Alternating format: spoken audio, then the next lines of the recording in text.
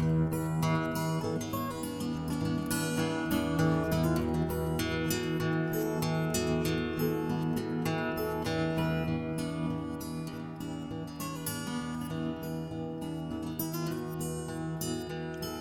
folks, how's it going?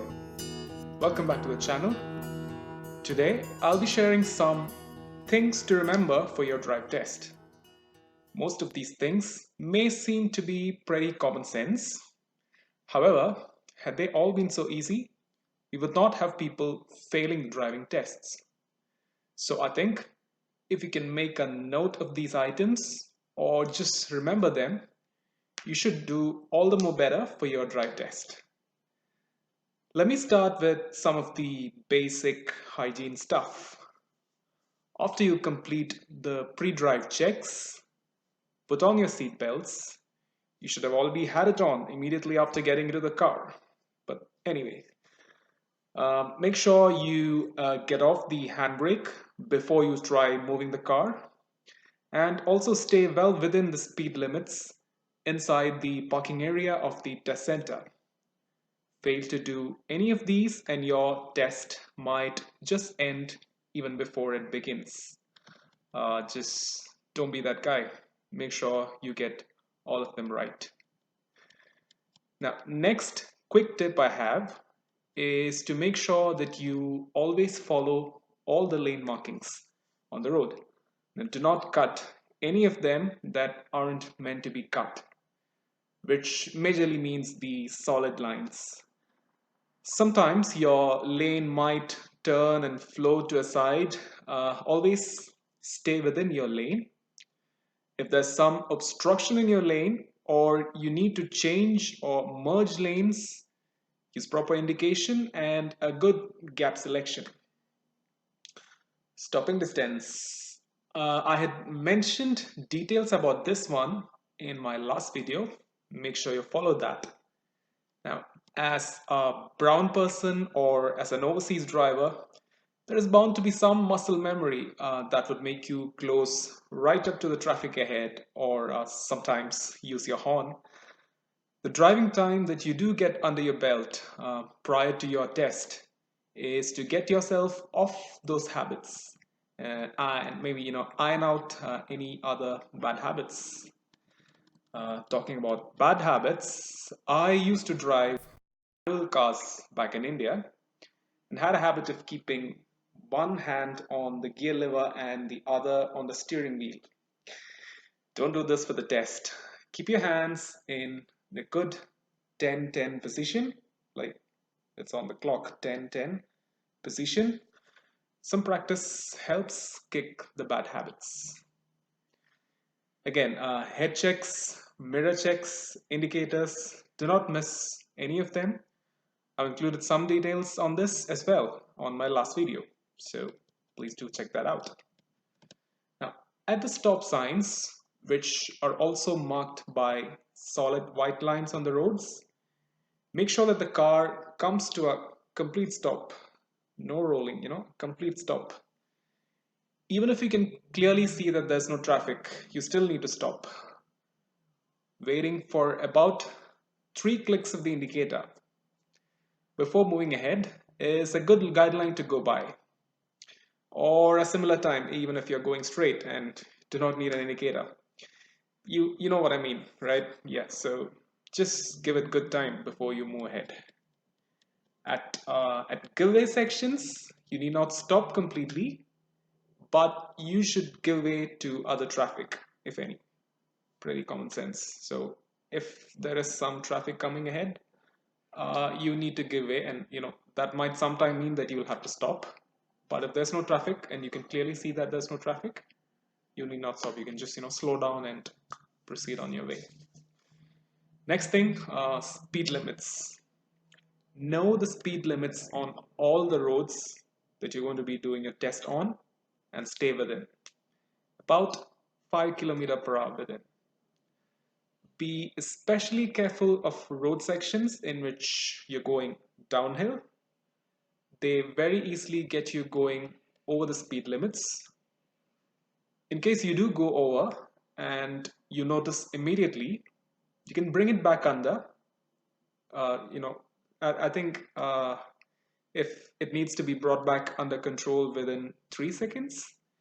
Anyway, don't push the limits too much. Just stay well within. But also make sure you do not drive way below the speed limit. You can be failed for doing this as well, for being too conservative. Being too slow on a fast road could make you a hazard for the others, which is why they would fail you for doing this. Stay about 5 kilometers under, like I said, and you should be okay. Next, school zones. Know the school zones, know the zone times. From what I remember, I think it was Monday to Friday, 8 a.m. to 9:30 a.m. and then 2:30 p.m. to 4 p.m. Just Google this, or it'll be there on your road law book. So know the school zones, know the school zone times, and follow the speed limit of 40 within these zones. My instructor was very particular that he did not want me to book the test during the school times. But you need not do that. If you know the zones, school zones well enough, you should be right. At the pedestrian crossings, give way to pedestrians. But you also need to know where are the pedestrian crossings. So that brings into focus the importance of knowing the test area very well. Yeah. Turning at intersections, you need to be careful of the pedestrians. Most of the time, when you get a green signal and you turn, the pedestrians also have a green signal to cross. As a driver turning into a street, it is your responsibility to give way to them, then proceed. If you are turning right into a major street from a side street, and there is not enough space for one car at the island, you need to find a good enough gap in traffic on both sides. If you find a gap from the right and move in without checking your left, you might then have to wait for a gap while stationed at the center of the road. This might require someone to take evasive action, and that can fail you in your test. Wait for a good gap on both sides and then go. If you know that your car can fit into the island, then just go for that gap on your right. Again, goes to show the importance of learning your test route. Now, final action item I have today, and this again shows the importance of learning your test routes. There are going to be some tricky sections in your test route.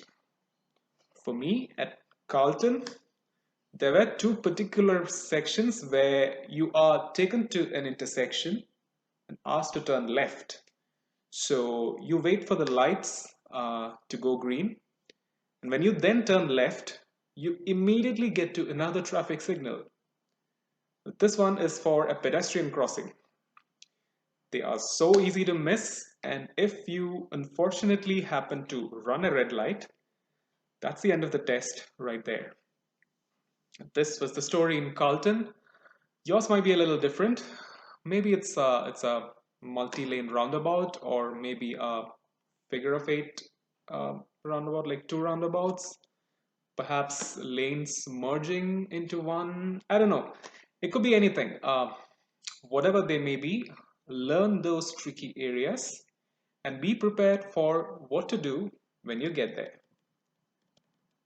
Finally, and I cannot stress the importance of this enough, breathe, relax, do not think too much. Pretend that you are just taking someone on a drive. Forget it's a test, and you know the drill. If you're tensed, you may not observe well enough, and that would mean you screw up something. Tell yourself you're going to be fine, and you will be. Okay, that's it for today. Good luck, everyone.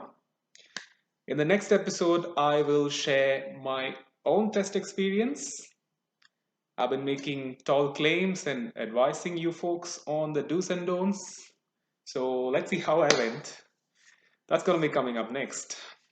I wish I didn't have to do that one. Anyway, I've got to get out of here. Thanks for watching and see you later. Have a good weekend, guys. Bye.